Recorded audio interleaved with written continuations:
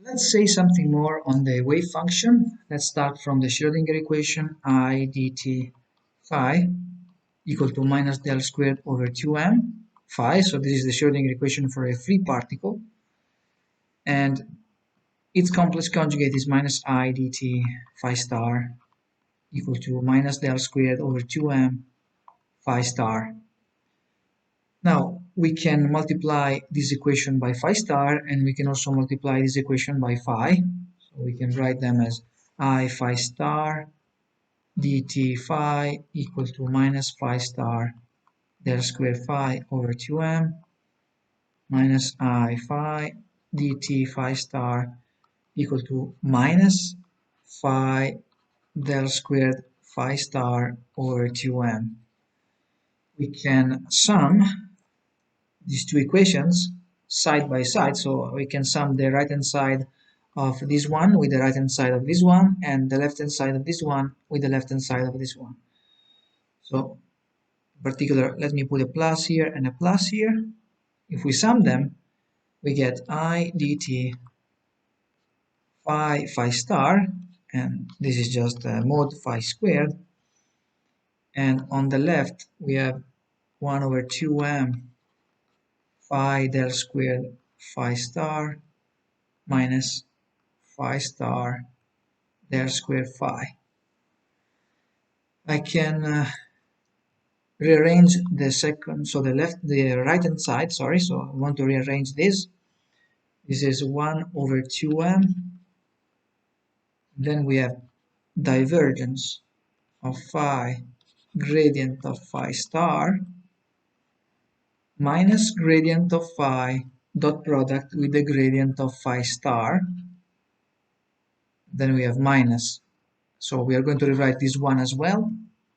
Minus divergence of phi star gradient of phi, and then we have a plus gradient of phi star dot product with the gradient of phi. So this term here, we cancel this one, and we are left with the divergence of phi gradient of phi star minus phi star gradient of phi divided by 2m, like this. So basically we have derived the following identity. So we have dt, we found that this is equal to this. So I can put this one on the left hand side, and I can also multiply by I. So I get dt of minus phi star, or if you want mod phi squared, and then we have minus divergence of I times phi gradient of phi star minus phi star gradient of phi divided by 2m equal to 0.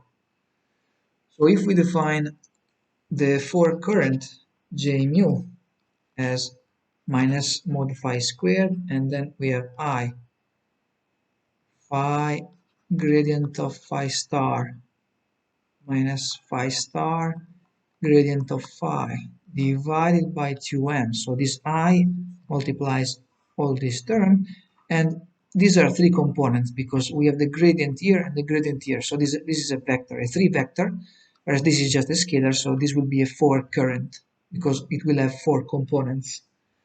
So basically this will imply that d mu j mu is equal to 0. This is the j mu is the conserved for current. This is a conservation law. And if we rewrite it by integrating this, this equation over a volume, we can rewrite that as dt integral mod phi squared dv. So we are integrating over a volume, and this is equal to an integral over a surface because we have a divergence. So we have to integrate over the boundary of the volume, which will be a surface, I phi gradient of phi star minus phi star gradient of phi divided by 2m. Then here we have the dot product with the surface element. And we can also rewrite this quantity here. So in particular, if you take a look at this numerator, we have a complex vector. This is a complex vector, so it is made up of components which are complex numbers minus, and this is just the complex conjugate of this. So if you think about it, we can rewrite this as 2i times the imaginary part of this vector. So phi gradient of phi star, or if you want, it's minus 2i times the imaginary part of this one, phi star gradient of phi.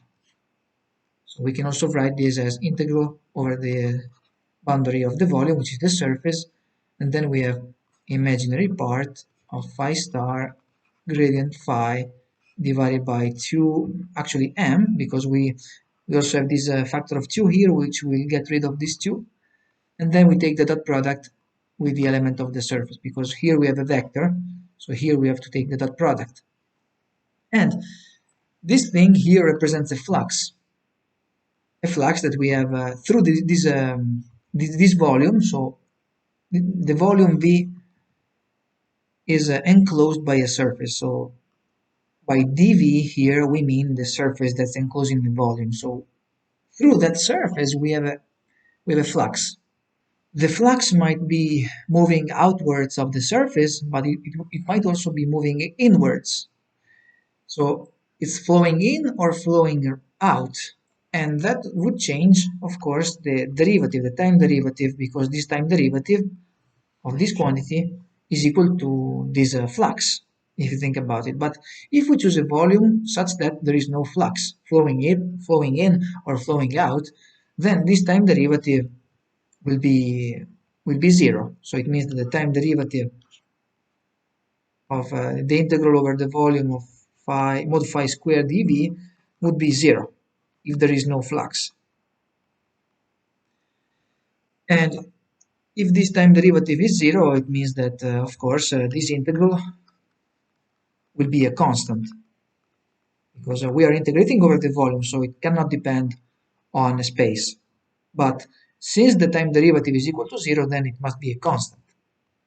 And we can choose this constant to be 1, for example, by means of normalization. So we can normalize the function phi in such a way that this integral will be equal to 1 in this case. And what is this? This is just a probability density, because when we integrate the probability density, in this case over the volume, we get the total probability, which is 1, right? So this is how, and actually why, we can interpret phi as a probability amplitude and the mode of phi squared as a probability density.